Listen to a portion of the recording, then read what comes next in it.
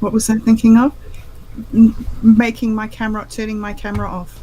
No, that's There we cool. go. No, put I'm yours doing on. that. Put yours on. That's all right. It's just like you've got the B now, and I've got the OBS symbol. You know what I mean? Okay, well, you aren't showing on the stream. Okay, On good, the stream, there's only me. good. However, there's the ugly side of my cupboard, which I'm not that keen on. Let me see if I can get rid of this ugly cupboard. Well, everybody's used to the cupboard. That's where your cat jumps up on. I mean, Yeah. the show's not the same without the cat. I know! And where is the cat? He'll come in once he decides it's Reckon, time. once he hears us talking. The movie star has to show up freaking late. You know that, right? Like he has to be sensibly late to the affair. Let's hope that he does come.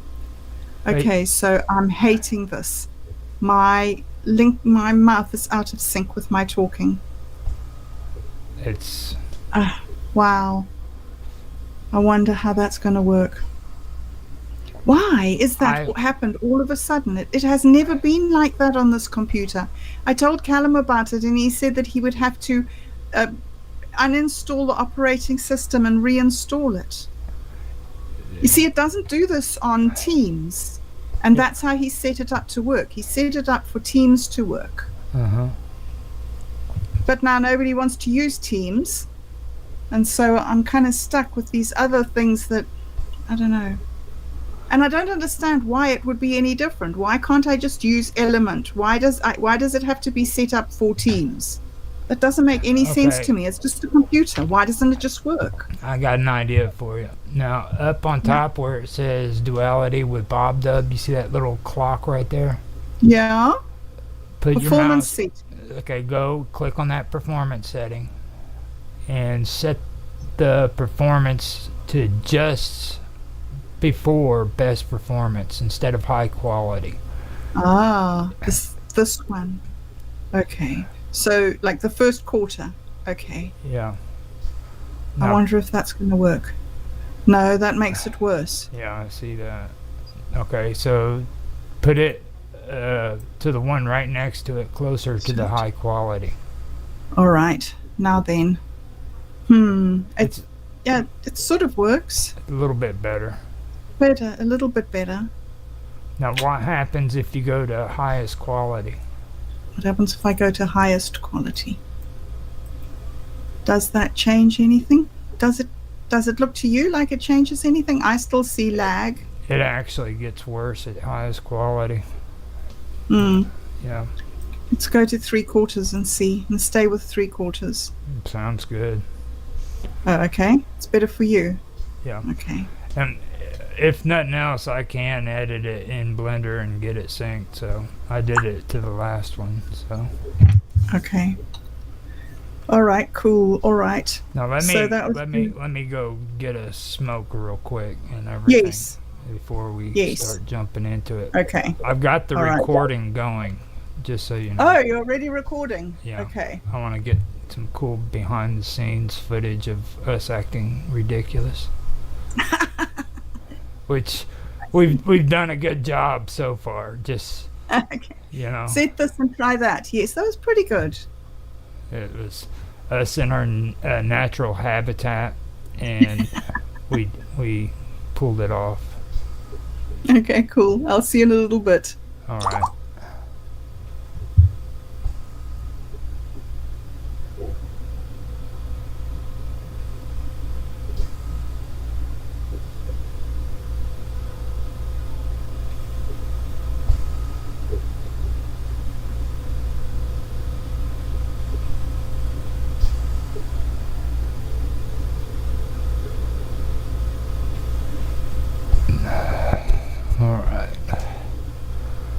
Do Better says that he's going to eat and he thinks that he'll be there on time, but he might just be a spectator at first. Oh, he's never. Well, he stays quiet for a long time, but he's never just a spectator. Like, you get him going, he's always fired up. He gets into it, yeah, he does. Yeah. So, I'll be right back. Okay, see ya.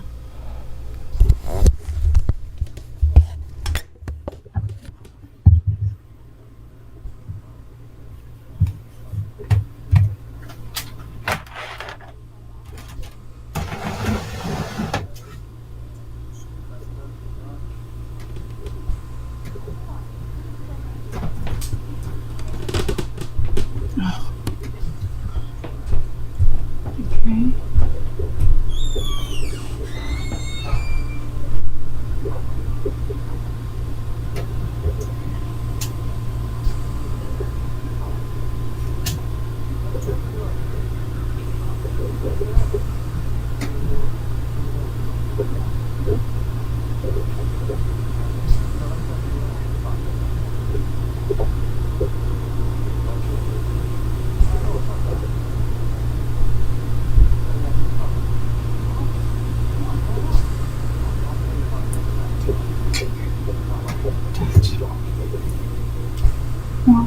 Why? Cancel. I'm sorry, WhatsApp. I don't have time for you.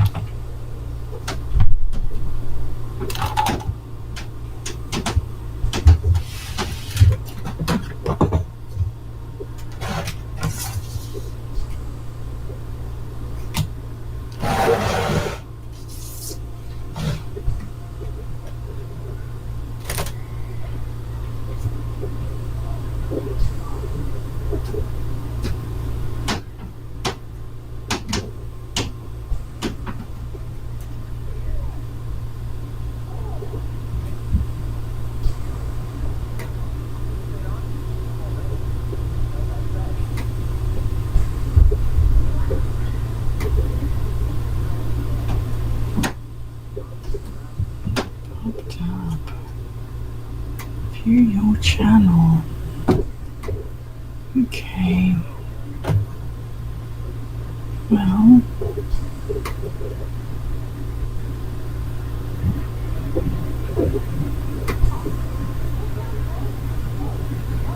Oh, okay. We're not going to do it. On bobdub, we're doing it on the wonderful world of weirdness. Which is why I can't see it. View your channel. Very good. And live. Alright, upcoming. Very nice. So,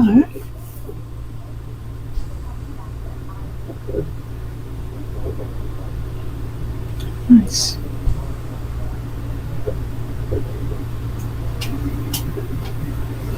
Okay. Alright, and this here is.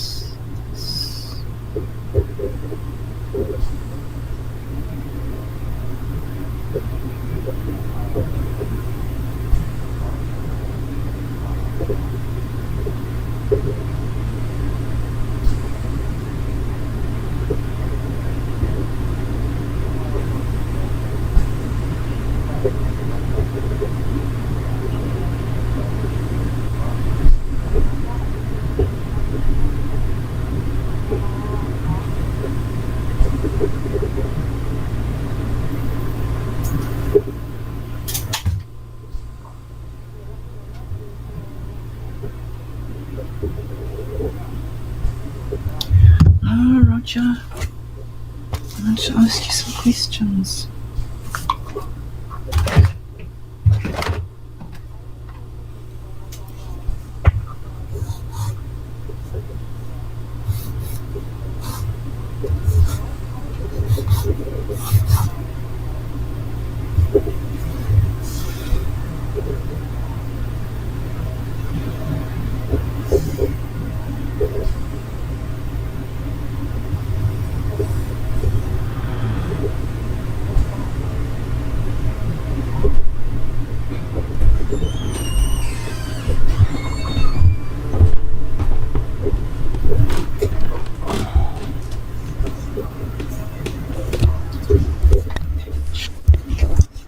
Okay, I'm back.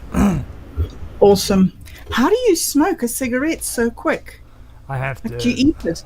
I have to practice at it. Like, I used to work in warehouses and factories where they only give you like 10 minutes. So I had to figure out how to smoke 2 cigarettes in 15 minutes. Yeah, no, that's okay. I used to do one for 7 minutes. One cigarette for 7 minutes, so...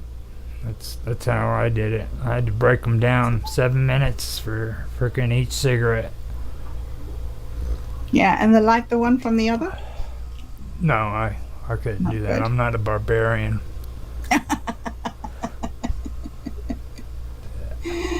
Everybody's got a little bit of barbarian in them. Yes, they do. So I was going to ask you, I was talking to Otto about doing another Shakespeare talk. That'd be cool. He's keen. Are you keen? Yeah, I'm good. I can do it. Okay, so we can set it up sometime. There's other things we didn't discuss too, like De Vere. I think that's something that does need to be discussed because the weirdest part about him is where he's buried at. And Mark brought something up that was interesting, but I did the research and I found out they didn't start letting popular people get buried in the abbey until the frickin' 1800s. Before that, it was all royalty. So what's De Vere doing buried in the abbey? Somebody's son, hey? Yeah. Yeah. That gets It's into fascinating. that gets into the Francis Francis Bacon, the Baconian theory, where Right. they think that he's the son of Elizabeth. And the Of Elizabeth. Yeah, and the Baconians, they're real high-minded. They have these hopes, and they think that it's the Baconian or Francis Bacon, but in reality, it's De Vere who's the illegitimate son of Queen Elizabeth or Victoria, whichever. No, Elizabeth. Elizabeth, yeah. So, on the last show that I was doing with Otto, the one that I'm just editing now, we were talking about Elizabeth and how she chopped Mary's head off. Oh yeah, Bloody Mary. Yeah, see the Bloody Mary. That's good stuff. See, you guys are talking about some good stuff. So we were talking about that, and then we were talking about Putin and how everybody says what a savage Putin is. But like our queen, just a couple of years back, chopped off her sister's head. So, like, who are we really to point fingers? Well, the English are barbarians. I mean, they're very intelligent. Don't get me wrong, but they're barbaric. The way they dealt with people, you know. I mean, if they didn't like you and they were like a duke, they would just. If you were in their castle, they'd drop you down a hole. They had little square holes in the corner, and they just drop you down there. Yeah. They'd let you die. But that's no different from anybody else. Everybody says the English are so savage, but everybody had their own little savage ways. But you got to understand, they kept doing it up until about the 17 or 1800s. I mean, like, it took them a long time to get over that barbarism. I mean, really, it did. Like, oh, I'm fairly sure that if you relaxed the laws, it would come straight back again. I think that people are pretty disgusting wherever you go in the world. Yeah, I gotta agree on that. I haven't found any kind of history that doesn't show that, like everywhere, all over the world. Mm. So Mm. you're right about that. The other thing that I wanted to ask you, I will go and we'll set up. I'll try and set up another one with another Shakespeare with Otto. Another thing that I wanted to ask you was about common ground. Do you know about common ground? Yeah, safe spaces, common ground. There's that stems that stems from the Jewish traditions. It's that they believe in freaking public grounds, public space, Mm. and it came from that, which is a lot of it's written in the Talmud, if you read it. And Oh, okay. they were real picky about it, and that kind of stems from them, and then it kind of migrated into everybody's society. You know what I mean? Like it's all over the world. Like public spaces. Have you ever heard of that term? No. Like when you go to town and you're in town and you're going to all the stores. Right. Okay. Yeah. All right. Okay. Yes. There's Yes. laws set up about how you're supposed to behave in those areas. Yeah. Right. Okay. So I'm talking about a slightly different thing. I don't really know about it. It's something. It's an initiative by a media company called Human Events, Mm-hmm. where they have this. I think they do it on college campuses. It's like a debate, but instead of being a debate where people argue for their own point of view, it's like a debate where you find similarities between the different points of views. Oh, no, I never heard of that. That sounds Haven't ridiculous. Heard of that. Why? Just because I just wanted to say it. Who wants to discuss common grounds? You know what similarities? I mean, come on, seriously. Let's just sit and argue about who should be president of the United States. No, I'm just joking. I'm not serious. You know I'm a girl. Yeah, I You know. figured out that I'm a girl. I'm just joking. But yeah, that sounds pretty nice. It'd be interesting. I would like to know how it works, because when I first heard it, I had the same reaction as you, of like, wouldn't that just be really boring to just say, oh yeah, no, I agree with you. Oh yeah, no, I agree with you. Oh, okay, I agree with you. Like, there isn't a conversation when you're just sitting there saying you agree. Well, I mean, you do realize, like, we're doing a stream about duality, right? Like, most people aren't going to be freaking knocking the doors down to freaking come see our stream about duality. You know, and like, oh man, I don't want to hear that stuff. You know? I mean, there's people that are interested, don't get me wrong, but not like a mass amount of gathering. Even though we are getting a lot of people watching it. Are we? Yeah, the views on freaking Wonderful World of Weirdness is really good for this show. They're really good. For this show. I see 236 on Summer Todd, and 184 on Into the Abyss. Yeah, that dropped. That was actually up in the first two were up in the 300s. Yeah, 349 I see on the second episode, on the one streamed 7 days ago.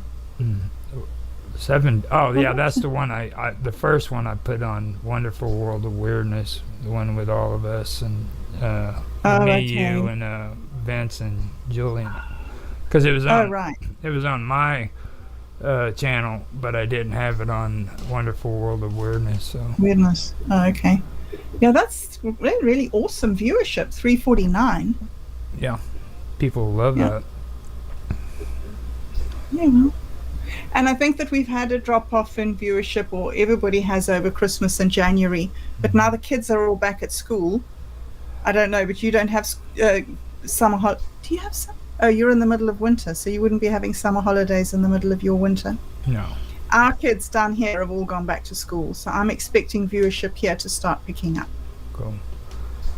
With Yeah. the viewership too, we're having a slight dispute with the viewers because they're wanting the UFOs and the aliens and the ghosts and all that stuff.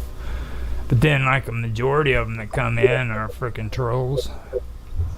Oh, right. Yes. You know. Yes.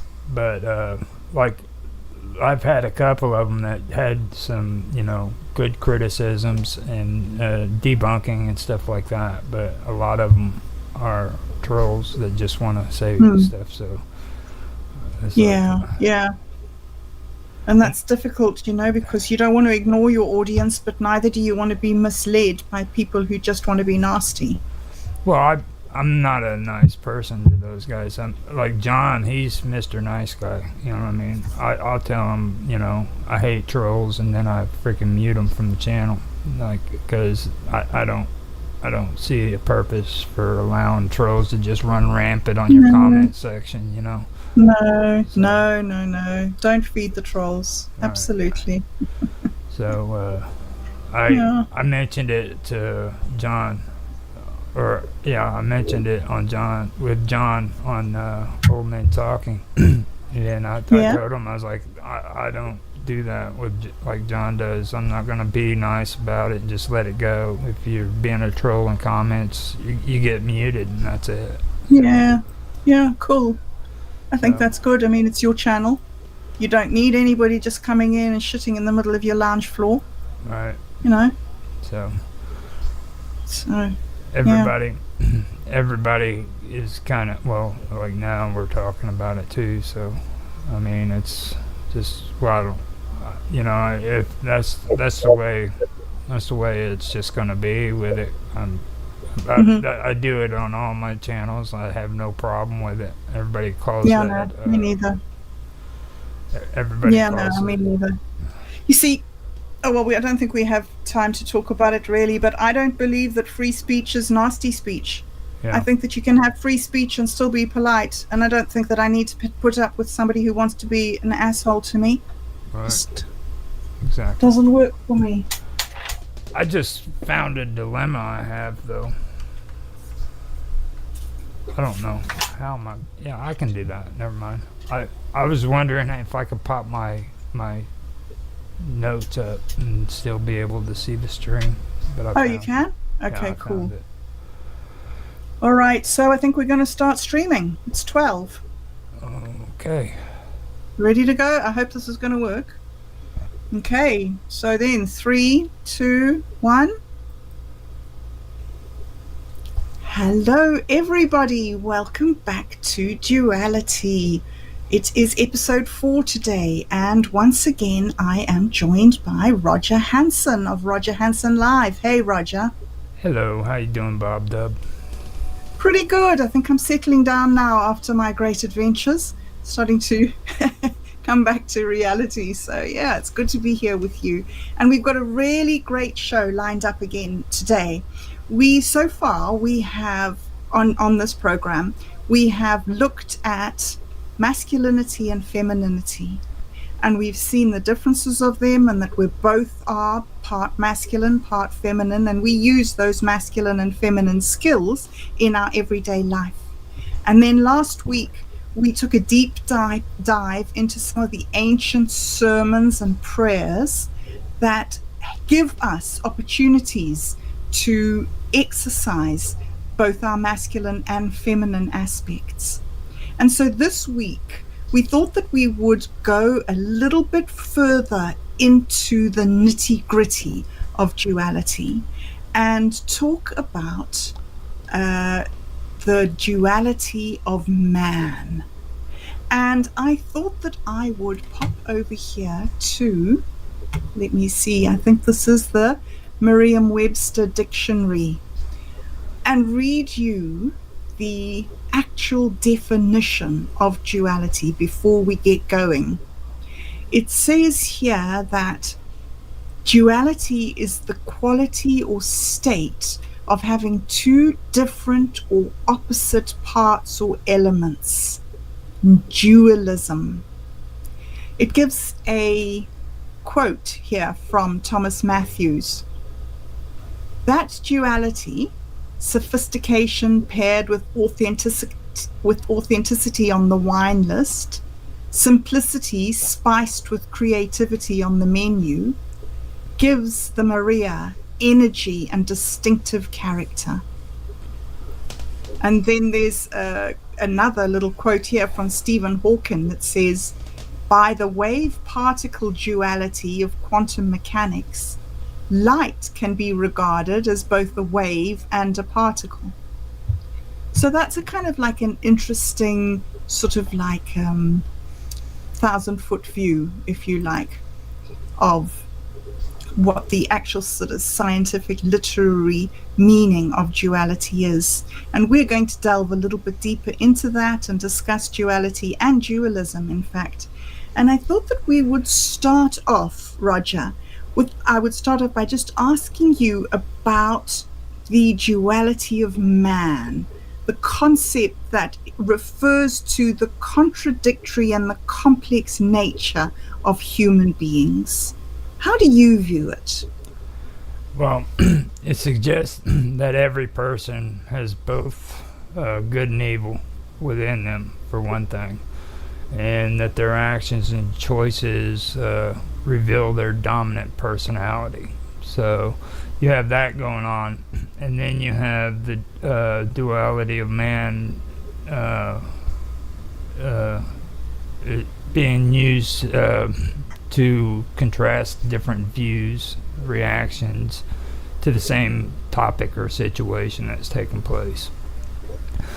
So, like me and you, when we're having a conversation, your point of view and my point of view could contrast from one another. You know what I'm saying? So that's a duality right there. Then there's situations,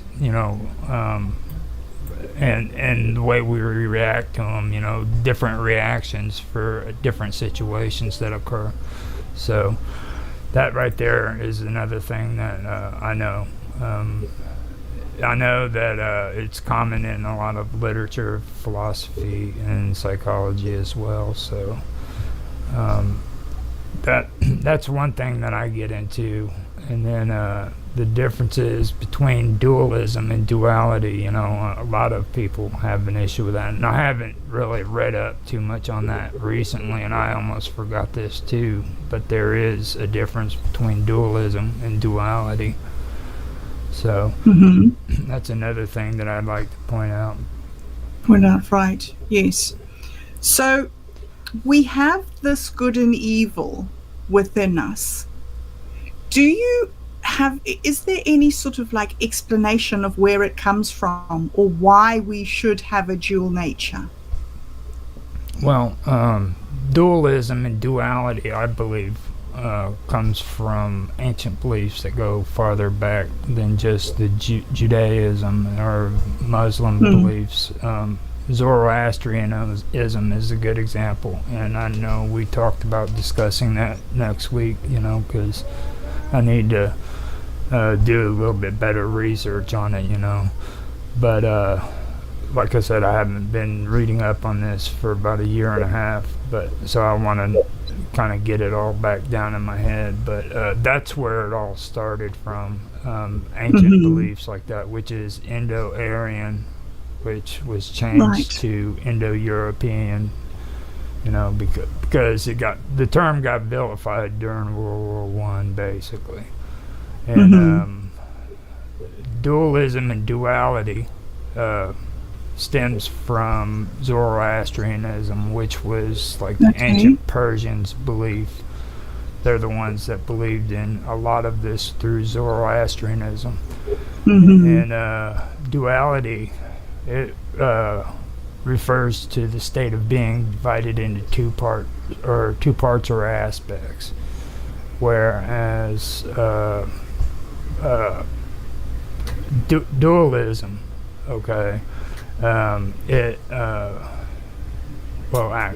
two aspects. I'll just stick with that.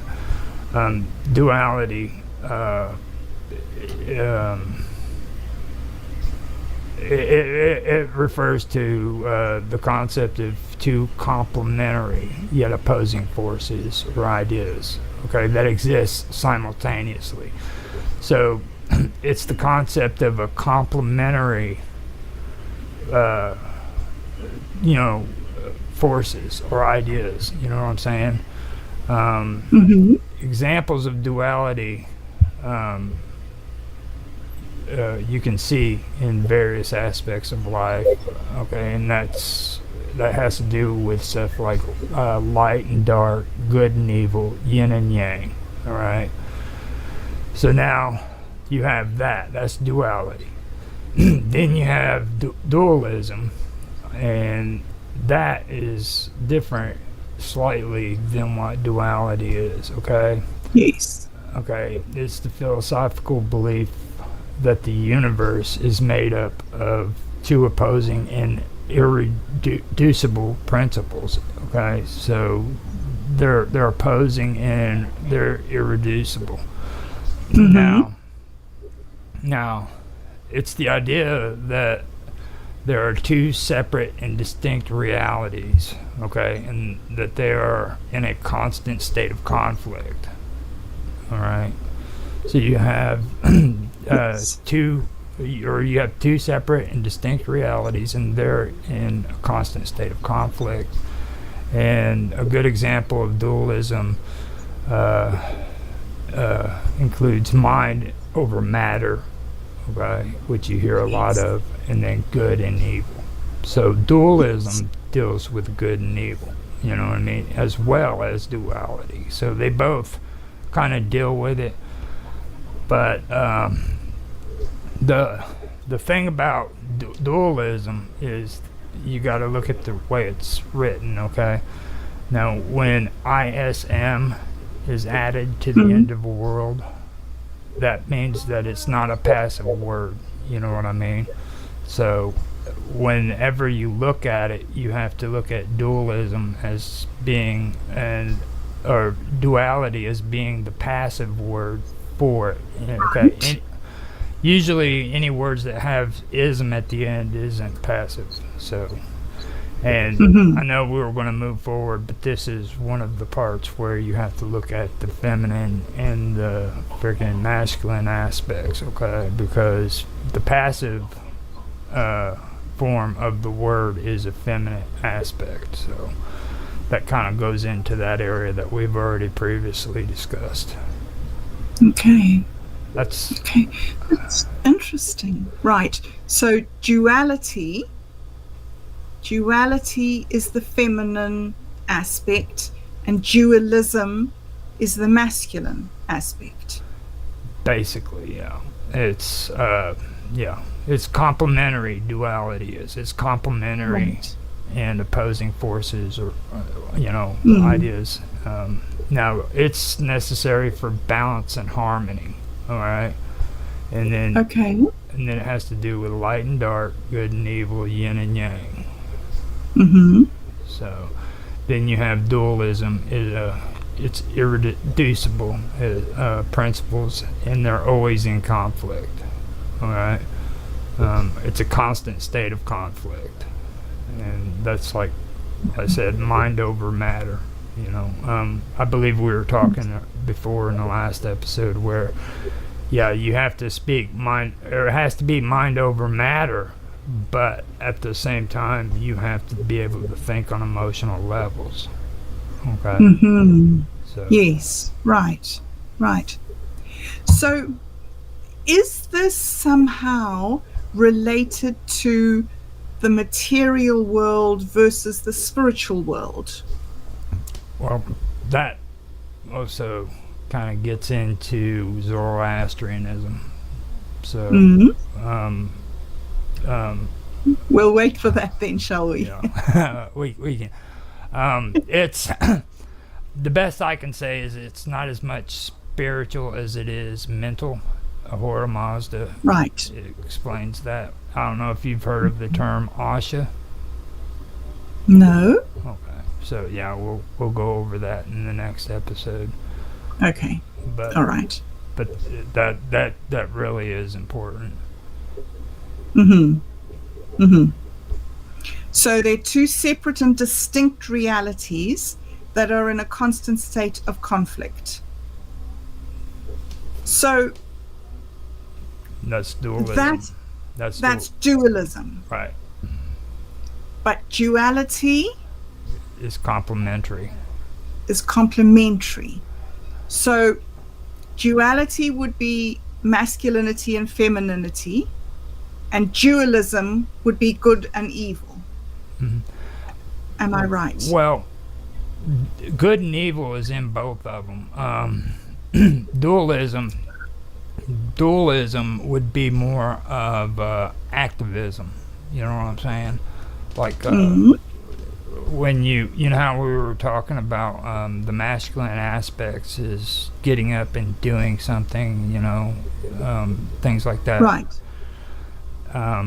Dualism would be a form of the masculine aspects where you would actually get up and do something. You know what I'm saying? Right. Hold on a minute. So you would take action. Yeah. So hold on a minute. I gotta go take care of something real quick. Okay. Could you? Okay. Sorry about that. Okay. All right. So I'm finding this to be very interesting, but a little bit complicated. I'm not quite sure that I get these subtle distinctions. It seems to me that duality is referring to a two-ness. There's a state of division, and two things exist at the same time, and they complement each other. Right. So that's light and dark, or good and evil. Right. Then duality. Okay, so that's duality, but then dualism is the state of conflict. I guess that's where the masculinity comes in, the more active aspect. All right, I'm back. Okay, awesome. I'm just musing to myself. I think I'm starting to get it. So it seems like this is very much terminology here.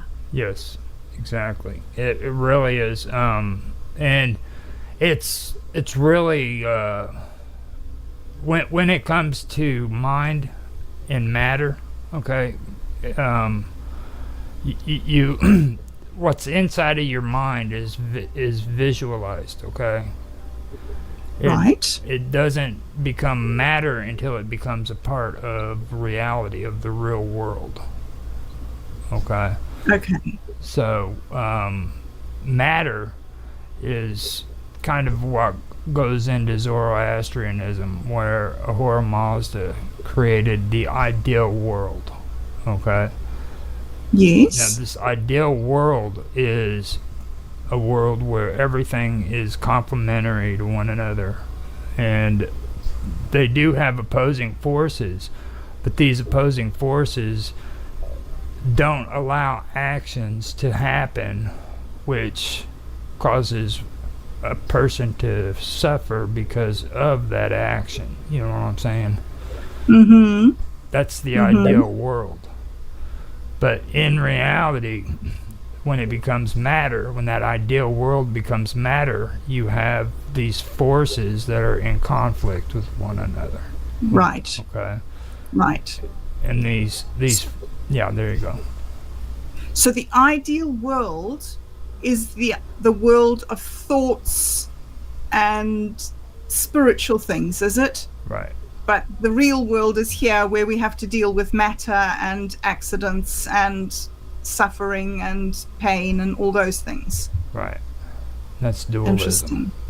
Okay. Very interesting. All right. So the Stoics, like Plato, regarded matter as passive. Mm-hmm. I thought that was interesting too. So very interesting. So matter has a feminine aspect to it, does it? And changing matter is the masculine part of it. That is what really throws me off, because like I think maybe at some point or another we need to talk to Vince and Julian about that, because that is a very interesting thing, and I call them Stoics, but I know they're Stoics, you know what I mean, but the Stoics also believed in that too, but when I seen that kind of stuck out to me. I'm like, I don't and you got to understand, Plato was Greek, okay? So what I've been referring to is Zoroastrianism, Yes. which is Persian, and the Greeks didn't like the Persians too well. So right. You got to take. So did the Persians come before the Greeks? Was their civilization an older one than the Greek civilization? No. As a matter of fact, No? they stem from the same origin. It's just like with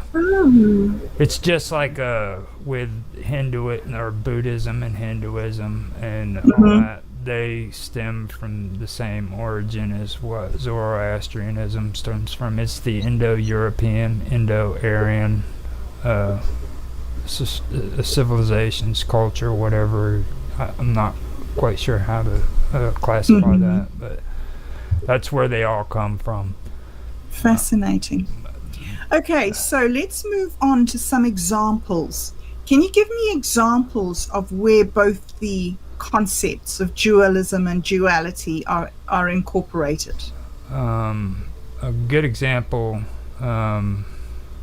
is a belief system that incorporates both dualism and duality. Let's see. Have you ever heard of that Vedanta school of Indian philosophy? I don't know anything about it, but yes, I have heard it mentioned. Okay, now I don't know too much about it at all, but they espouse a dualism between God and the universe by theorizing the existence of two separate realities. And that's where that reality part comes from. Right. So you have two separate realities. Now, the first and the most important reality is the Vishnu, and I know you know that, in Brahman. Now, right. Yes. And it's the Supreme Self, which is God, the absolute truth of the universe, and the independent reality. Now, the second reality is the universe, and the living beings within it. Okay. Now, before we go on to there, I was wondering, you know a lot about Vishnu and Brahman, right? No, not very much at all. I know that they are basically the Supreme Self, what we would call God. But yeah, not really too much more detail than that. Just that it was a very, very abstract idea in that culture. Right. And see, a lot of this stuff is abstract ideas. You know what I mean? And that's the one thing you have to deal with when it comes to this idea, is these abstract ideas like poetry, things like that. So that you even have to deal with that with Zoroastrianism too. So and that's what it comes down to. It's it's easy to frickin' I guess translate, the words and stuff, but frickin' to understand it, you have to understand the philosophy behind it. So yes, and a lot of these ideas have to do with philosophy. So in order to understand it, you have to understand the philosophy behind the culture, behind the society, and understand what's going on there. So Vishnu and Brahman are Hindu, right? Yes. Okay.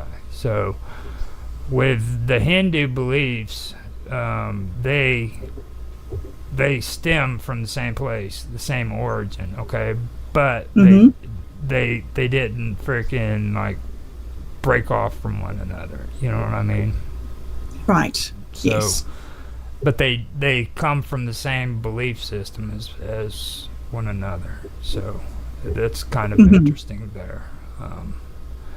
Now the Veda, Vedanta. Okay, it also incorporates the concept of duality. Now, yes, it acknowledges the existence of complementary yet opposing forces within the universe too. Okay, it does acknowledge that. It recognizes the duality of the individual soul, the Jivatman, and the universal soul, the Paramatman, and the interplay between them. Okay. Now, with Zoroastrianism, you have spirits that are, one opposes Asha, and then the other one promotes it. Okay. So you have those forces working in the background too. So I found that very interesting when I was listening to that video you sent this morning, where he was mentioning that about those two forces that exist within us, because that's quite similar, I thought, to Freud's idea, where Freud says that we have the will to live and the will to die, or the death, the will to death maybe. And he says that all good behavior comes out of the will to live and all bad behavior comes out of the will for death. And that sounded very similar to the Zoroastrianism idea. Yeah. But it seems that Zoroastrianism is far more spiritually motivated, and Freud was motivated just by science, by psychology. Well, you've also got to take into consideration Freud wasn't the only one that read up on Zoroastrianism. Like, right. You have Nietzsche. Okay, now Nietzsche got a lot of criticism because he wrote the book God is Dead. You know what I mean? And the reason why he got so much hassle from it is because people didn't read the book and they didn't understand what was being said. You know, we killed God, basically. And and when he was writing during that time period, he loved Zoroastrianism. He researched it, he studied it, he knew what it was, you know.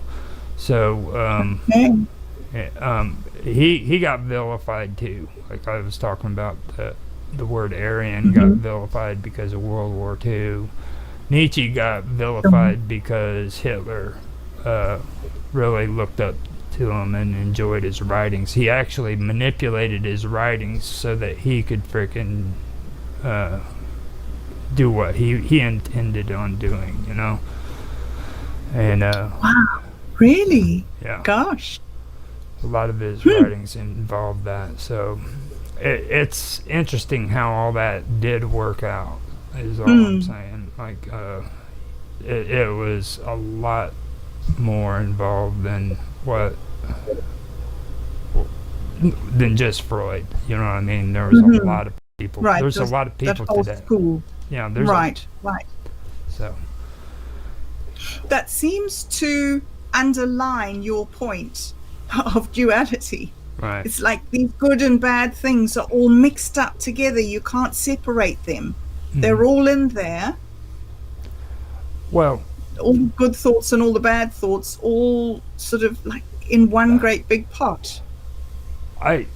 It's just like recently, you know, when we had conversations on this, and I'm not going to get too much into it, but it's an issue that does need to be mentioned. You know, we were discussing it in chat, and it caused a lot of frustration and anger, okay, which it did.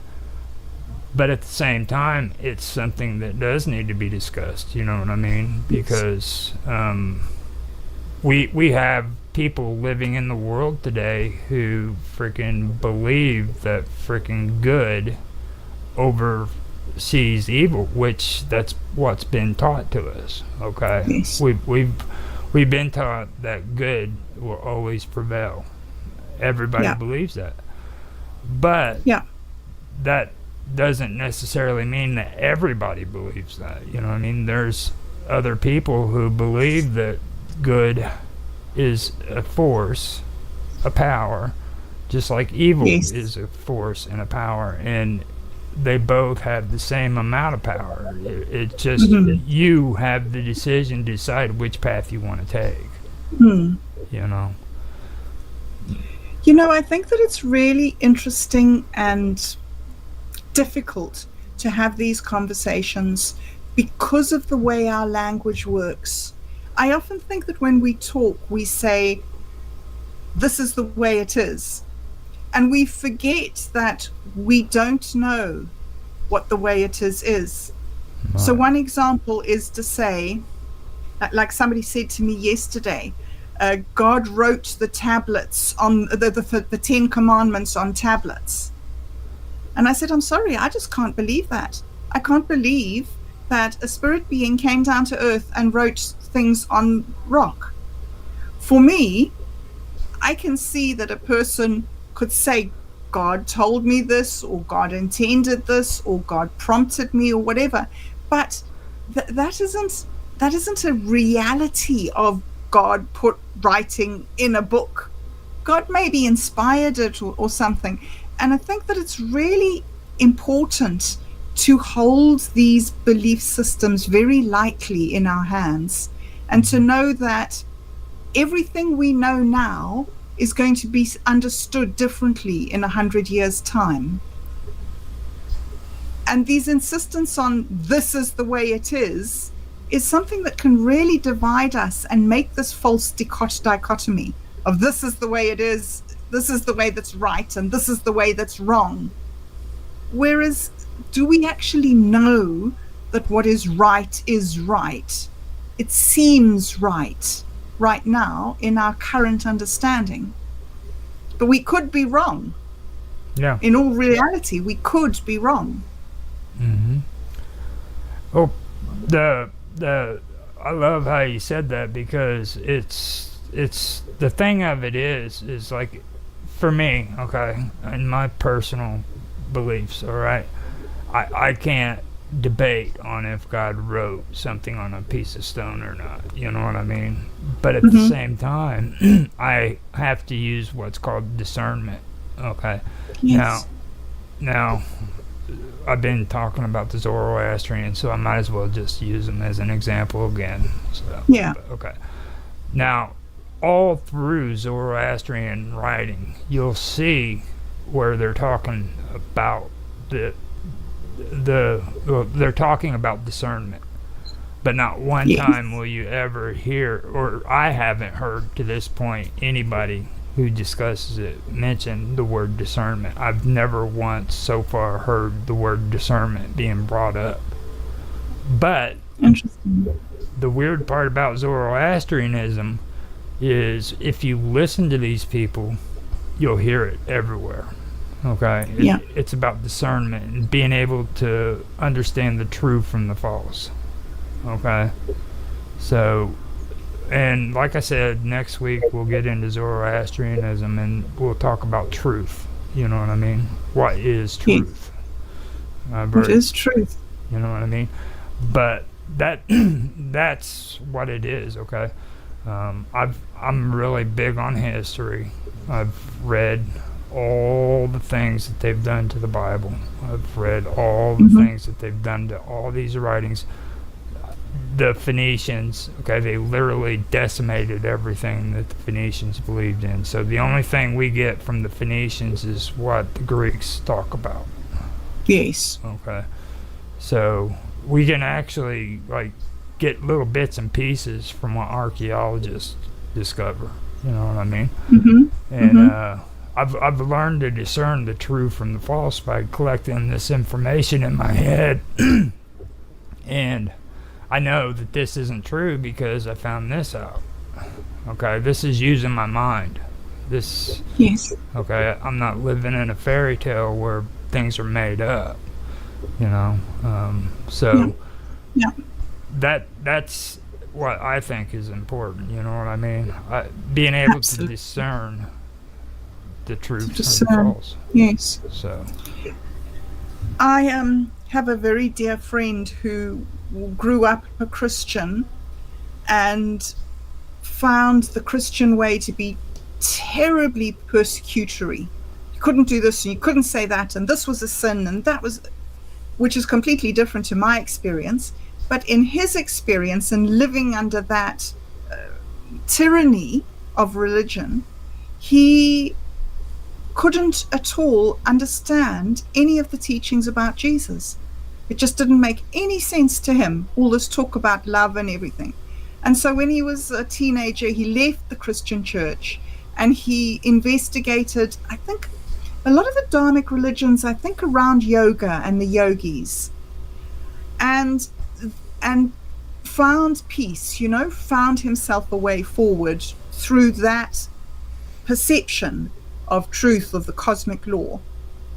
yeah. And now, just recently, in the last 3 or 4 years, he's suddenly met this person that he identifies as being Jesus, that he couldn't meet when he was a Christian. And I find that so fascinating. Okay, part of it is just the words we put on concepts. And if we're brought up as a child and we're given these certain words, we'll probably use those words later when we're an adult.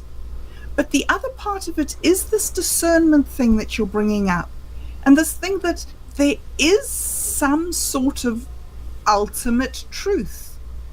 And there is a way that we need to be responsible for discerning that ourselves. Nobody can teach that to us. It has to come from our own heart, our own soul.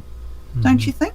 Yeah, I do believe that, and it's like I said, I don't really like I don't freaking support or renounce any kind of religion. Earlier I said I renounced all religions, and I should be careful about saying that because I don't like to criticize religions at all either. So I don't favor them, and I don't freaking dislike them. But the thing of it is like when you look at these terms and you look at these principles, okay, they go farther and farther back. Like every time you take a step in history backwards, you start finding that these principles have been here. Yes. Okay, they've been here since the beginning. Dualism, if you want to get real technical about it, I was thinking about it yesterday, but the Epic of Gilgamesh, okay? Yeah. Now, for me, where I see the first form of dualism was when Gilgamesh, the story about Gilgamesh and Enkidu, okay? Now, with the Sumerians, they took pride in their cities, building cities and living in them and being a community. Now, building their walls and stuff like that. Whereas Enkidu, he was a barbarian. He lived in the woods and ran with the animals. Okay? Yeah. So, you have the conflict there between nature and the city. That's That's duality, you know what I mean? Yeah. Dualism, whatever. I haven't really researched into it too much to tell if it's duality or dualism, but that's another thing that goes. I mean, it goes all the way back. This is the Sumerians. This is supposed to be the first civilization. You know what I mean? So there he is, Mr. D. Hello. How you doing? Oh, look who's here. How's it going? Sorry I'm late. I'm glad you're here. No, that's okay. Welcome. We're getting deep into it. Awesome. You able to listen to any of it? The video you dropped? Yeah, No, the I video. read I read the thing, the duality stuff. yeah. Mhm. Yeah. Okay. Have you been listening to the stream, Chris? No, I'm just getting in. Just jumping in, right? You missed Yeah. all the good stuff. Of course, which I tried not to do, but then I got a phone call, so I couldn't jump in until I got the call done. So sorry about that. Oh, that's okay. It's lovely to have you here. It's lovely to have you One here. one of those dualities in life, you gotta deal with work, and then you gotta have time with your friends. That's the way it goes. The good part is now bobdub can ask you all sorts of cool questions. Cool. Awesome. Do better. How do you understand duality in the world? Well, like you were the notes on what we're talking about here, duality and dualism. You have the duality of life that's kind of inherent in nature, and then you have the dualisms that have been uh, not fully man-made, but there's a lot of connotations that are put on different aspects of life that are definitely a dualism. Mm. And Isms. the Sorry, way carry that on. the way that I see it is those dualisms are more of a tool that we should be using to experience the duality of life. And a lot of people try to put too much into the tools and think that that's the way. You have to, you know, abide by the tool, not just use it like we're supposed to. But yeah, so I'm glad that you mentioned the that's word kind of tool. my summation. Yeah. Do you hear me? Yeah, glad that I mentioned the word tool. Yeah, that's something I completely forgot. We've been sitting here talking, and like that's a really good way of looking at it. Like I was saying earlier, that it's also like a activist kind of thing, like getting up and doing an action. You know. Well, it's like the thought of separation and the experience of separation, because we're truly connected. So the actual, you know, bigger scheme of it, we're all connected. So really, we're not separated. So we're just using that separation as a tool so that we have our self-expression and self-experience, stuff like that. That's a really fascinating way of describing it. I mean, we are all these separate entities. We each have our own body and our own mind. Mm-hmm. And yet, at another level that we can't perceive, we are all one body and all one soul. Truly. Mm-hmm. So interesting. And see that we were just mentioning religion just now and talking about different religions, and it's almost like what you were saying about tools. Like religions could be a tool if we used them properly. Mm-hmm. But if we don't use them properly, then they're more a weapon of mass destruction. Yep, they're wrecking crew. Yep. Hmm. I like that too, how you said, like, with art and individuality. Like we were also kind of going over Zoroastrianism, and I was reading through some of the stuff and everything, and it's really weird how that religion is set up, because like you can clearly see the freaking dualism and the duality kind of interplaying with one another. You know what I mean? It's just the strangest religion I've ever seen in my life. Yeah, I want to look more into it. I pulled that video up that you dropped a link for. I think I may have heard it very loosely, way out. I don't know when type of thing, but I've heard something about it. Mm. Not much. Well, just to let you know, you'll probably heard it through like ancient astronauts and stuff like that. Could have been, probably. It's more like, yeah, I just heard the word used, thrown around type of thing. Which, by the way, my nephew told me that Mark Edworthy looks like the guy off of Ancient Astronaut with the weird hairdo. Oh, boy. So, I thought that was cool. My mother I recently made a meme with... Go ahead. Sorry. Oh, I was just going to say, my mother was so enchanted with Mark Edworthy. She took the phone from me when I showed her the stream that you were doing. I think it was the round table maybe that you were doing. Mm-hmm. And she took the phone and she looked at him and she says, "Oh, he's so lovely." So I don't think she would agree with you. your nephew. I was going to say, I just recently made a meme about with that guy doing the whole aliens thing with the crazy hair, got the hands, and it said, it's not shadow banning, or I'm not saying it's shadow banning, but it's shadow banning. Explain that duality to me,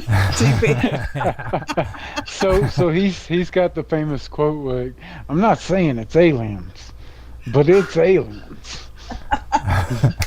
So, yeah. Okay, sorry, my brain is right.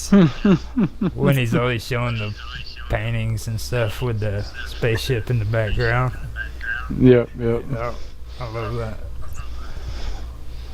Now, when your mom seen that, was that the episode where we were talking about him wearing the bow tie?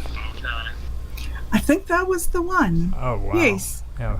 No, I don't think it was busy. It was busy over there, so we didn't have time to sit and watch things. So we just got snippets of bits and pieces. But so yes, I think. Yeah. Yes. Dan was saying he'd look like a Chippendale dancer. So.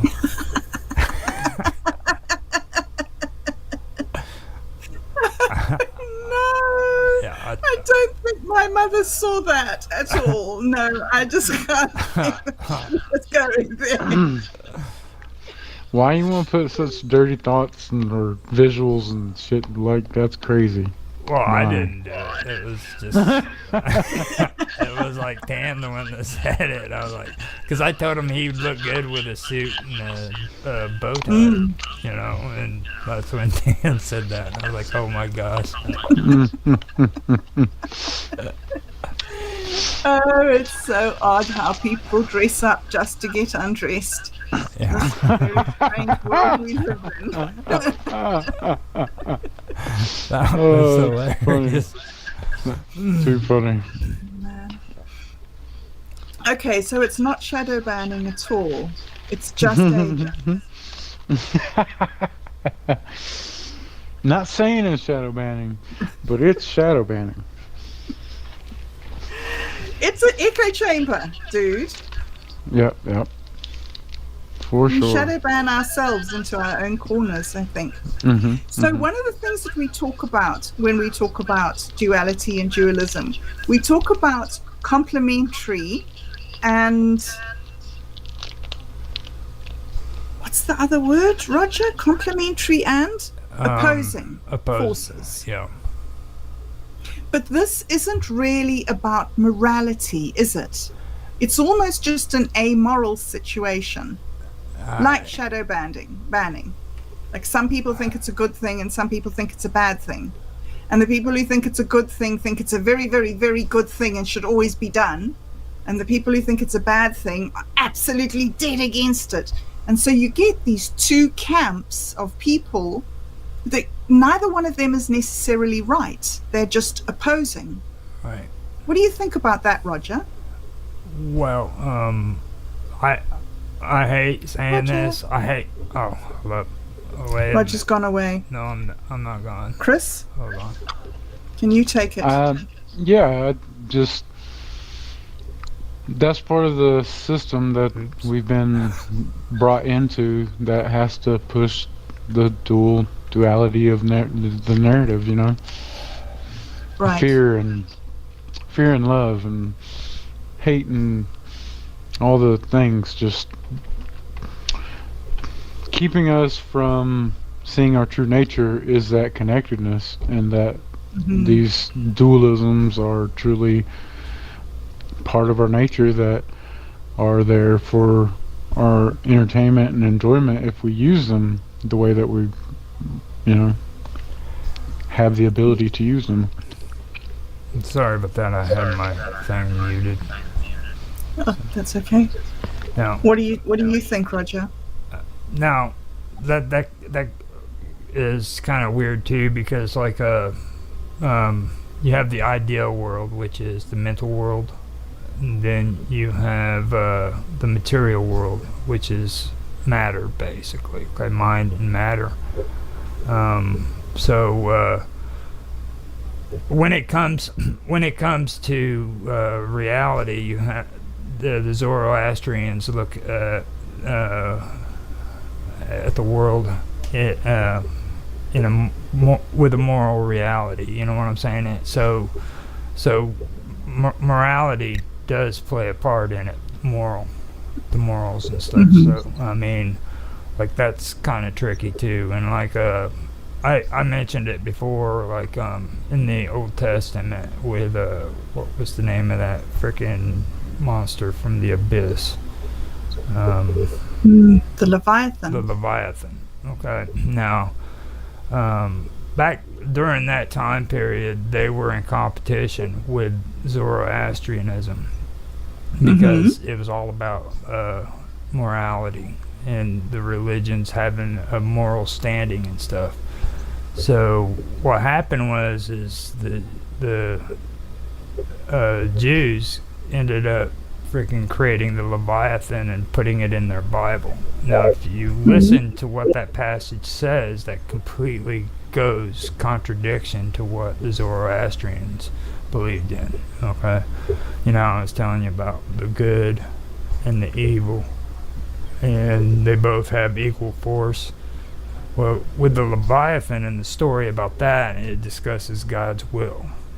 Okay, and according to their beliefs, God's will travels around the world and nobody has control over it. Whatever happens, happens, and that's it. It's just the will of God. Okay, so wow.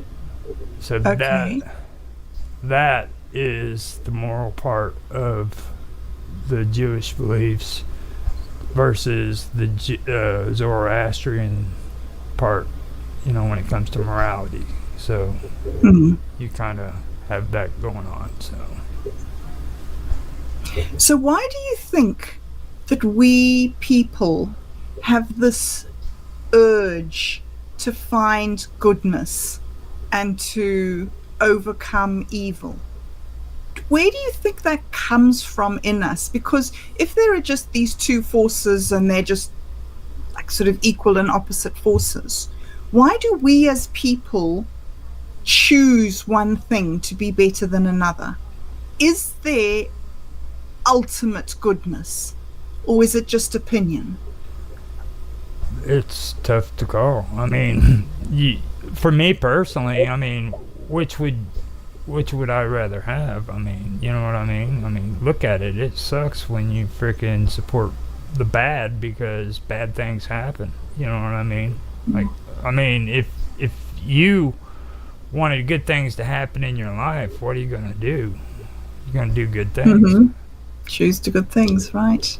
Yeah. I mean, that's just common sense. I don't need a Bible to freaking know that much. You know what I mean? It's like, come on, man. You know. Yeah. So. And yet, if we didn't have the Bible, Roger, how would we pass these ideas on? For me, the Bible isn't really relevant in the details of it. I mean, there's this guy's thoughts and there's that guy's story and there's this history and all that stuff in there. But the thing that that really is interesting to me are these great concepts, these sort of truths and absolutes. Things like, if you sacrifice yourself, it's better for the people around you, rather than Jesus died on the cross and came back to life. That's one story. But that call to actually do it yourself is a different level. Don't you think? Yeah, I mean, I think last week when we were talking about opposites, okay, there's one thing that I did want to bring up. I'm glad you mentioned that, because it's self-forgetting, and that's a real tough term for terminology for people to understand, because like it's probably one of the most hardest principles there is when it comes to religion and spiritual principles. Okay, like in order for me to freaking forget myself, I have to give up my selfishness. Okay, so you have self-forgetting versus selfishness. By nature, I'm a selfish person. Okay, so I need to learn how to take myself out of the equation. You see, now that's a lot easier to say than to do. You know what I mean? So that's something that I have to freaking practice through repetition, which nobody likes. Nobody loves to do repetition. But people who do these things over and over again see results. So if you're doing something bad over and over again, you see bad results. If you're doing something good over and over again, you see good results. All right. And another thing I wanted to point out too is an example of something that does happen to people who get involved in this kind of thinking, and there's a reason why they do call it dogma. Mother Teresa is a good example. There's a story about her that a lot of people don't know about, but like with Mother Teresa, like say she had to get on an airplane and travel from one part of the world to another, she would be on the airplane and she'd start grabbing up the free apples and stuff so that she could give them to the kids in the next village she went to, or, you know what I mean? And she did that. She did that as a habit, and she did a lot of things as a habit, and it became ritualistic to her. Well, during her last days of her life, she said she went through what she called the dark period, where she started doubting that God existed and stuff like that, because everything she was doing was just ritual. It was just habit, things that she had done. You know what I mean? And with people who do things like that, that does happen. And she says the only thing that kept her going was the fact that frickin' her actions created results, positive results. You know what I mean? So getting those apples on the airplane wasn't for God, or it wasn't for herself. It was so that those kids could have apples when she made it to the next small village. Gosh, how fascinating. You know, last week on the show when we were talking about the prayer of St. Francis, which predates St. Francis, after the show, Roger, you suggested to me that I write it out and say it every day. And when I first started, I did that. And I never do that. I never do that. I've heard this advice all my life about how to read prayers and read things, and I've never done it. But for some reason, after the show, I just took your advice and I did it. And I thought, oh, well, I'll just give it a go. And I've been doing it, and it's so strange. Without me having to try, just by repeating those words, something is changing for me. Some attitude is growing in me, and some ability to start seeing things differently. And I'm finding that to be a very fascinating experience, because I'm almost watching myself change and not making the changes, just reading somebody else's words out aloud. I'm finding that a very, very strange and interesting experience. Yeah. And so thank you. I did the same stuff, and I mean I know exactly what you're talking about. It's amazing, and one thing I had to get over was this idea, like we were talking about, okay, earlier, like I have to get over this idea that freaking I'm different from everybody else, okay, and I have to also realize that humans by nature we like symbols, okay, and we like freaking rituals. We like all these things. These are a part of us. This is what we seem to always do. We have these rituals and symbols and things like that, and we do these things so that we feel better, okay. Now they produce results, you know what I mean, and that's kind of something that nobody wants to hear, you know what I mean, like freaking, but it's the truth. If you do these things will happen. Like something will happen because of it. There'll be results from it. So Do better, is that what you call connectedness? That thing that all of us, we sort of behave in the same way somehow? What do you think connects us? No, not at all. We don't act in the same way. That wouldn't be connectedness. That's like some kind of dystopian future type thing. The connectedness is just those serendipitous moments that where you're thinking of a friend and they happen to call, and you win the lottery numbers off of some numbers that popped in your head, whatever, you know, all the different things. Sometimes it's happening unconsciously, and sometimes very little it's happening consciously, and that's because we've gotten out of touch with ourselves, who we really are, and how connected we are to not only ourselves, the people, humans, but nature, animals, trees, plants, all the things. Gosh. And as we start to remember, we are a member of the whole. Remember that we are connected, then we'll start to act that way, and you'll start to see a whole lot of capabilities that we have that we've been neglecting. Wow, that is that's my opinion anyway. So you think that it's remembering our connectedness that helps us to be connected? Of course. Wow, that's duality, isn't it? That's so deep and subtle.